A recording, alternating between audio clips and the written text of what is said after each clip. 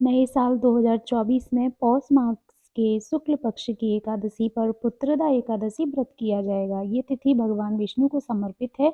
इस दिन व्रत करने पर संतान की प्राप्ति होती है। ऐसी मान्यता है जो दंपति संतान की इच्छा रखते हैं वो इस व्रत से भगवान श्री हरि को प्रसन्न करके अपेक्षित फल को प्राप्त कर सकते हैं। जैसा कि नाम से स्पष्ट है, पुत्रदा एकादशी का व्रत करने से पुत्र रत्न की प्राप्ति होती है। तो जो भी साधक ये व्रत करेंगे उन्हें पुत्र रत्न की प्राप्ति अवश्य होगी। पौष पुत्रदा एकादशी की तिथि और शुभ मुहूर्त। पौष मास के शुक्ल पक्ष की एकादशी तिथि 20 जनवरी की रात 7:26 से शुरू होकर 21 जनवरी को रात्रि 7:26 तक रहेगी। उदया तिथि के चलते पौष पुत्रदा एकादशी 21 जनवरी को होगी और व्रत का पारण 22 जनवरी को होगा।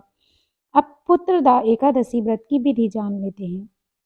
पौष पुत्रदा एकादशी के दिन ब्रह्म मुहूर्त में उठकर भगवान विष्णु का ध्यान कर पीले वस्त्र के रंग के वस्त्र प्रभु को अर्पित करें और सूर्य देव को जल चढ़ाएं। भगवान विष्णु के साथ देवी लक्ष्मी की भी पूजा करें और पीले फूल, मिठाई और फल का भोग लगाएं।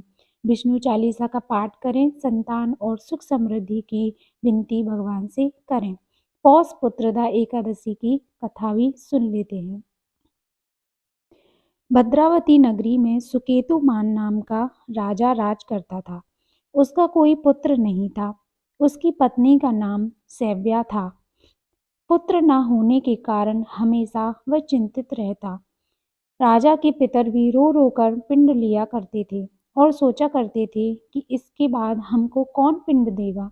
वह भी सदैव यही विचार करता था कि मेरे मरने के बाद मुझको कौन पिंडदान करेगा।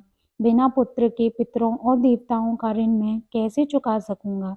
जिस घर में पुत्र ना हो उस घर में अंधेरा ही रहता है, इसलिए पुत्र उत्पत्ति के लिए प्रयत्न करना चाहिए। जिस मनुष्य ने पुत्र का मुख देखा है वह धन्य है। उसको इस लोक में यश और परलोक में शांति मिलती है। उनके दोनों लोग सुधर जाते हैं। पूर्व जन्म के कर्म से ही इस जन्म में पुत्र, धन आदि प्राप्त होते हैं। राजा इसी प्रकार रात दिन चिंता में लगा रहता था। एक समय तो राजा ने अपने शरीर को त्याग देने का निश्चय किया, परंतु आत्मघात को महान पाप समझकर उसने ऐसा नहीं किया। एक दिन राजा ऐसा ही विचार करता हुआ अपने घोड़े पर चढ़कर वन को चल दिया तथा पक्षियों और वृक्षों को देखने लगा।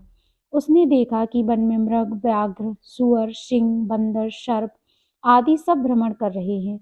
हाथी अपने बच्चों और हथिनियों के बीच घूम रहा है। इस वन में कहीं तो गीदड़ अपने कर्कश स्वर में बोल रहे हैं, कहीं उल्लू ध्वनि कर रहे हैं।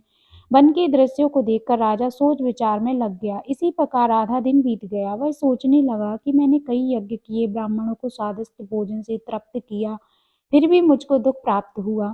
क्यों? राजा प्यास के मारे अत्यंत दुखी हो गया और पानी की तलाश में इधर उधर फिरने लगा।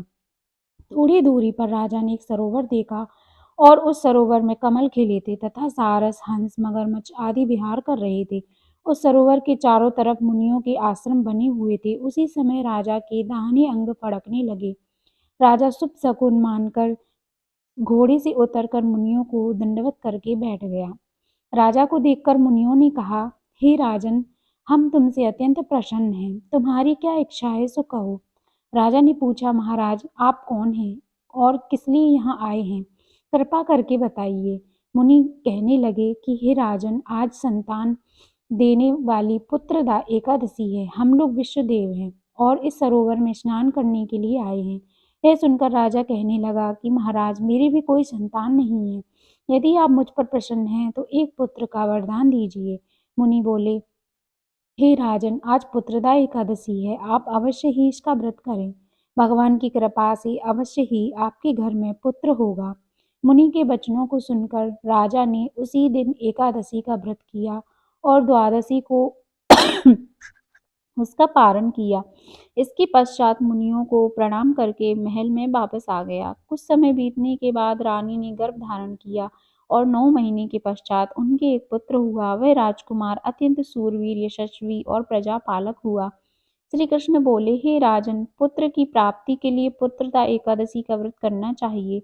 जो मनुष्य इस महात्म्य को पढ़ता या सुनता है उसे अंत में स्वर्ग की प्राप्ति होती है।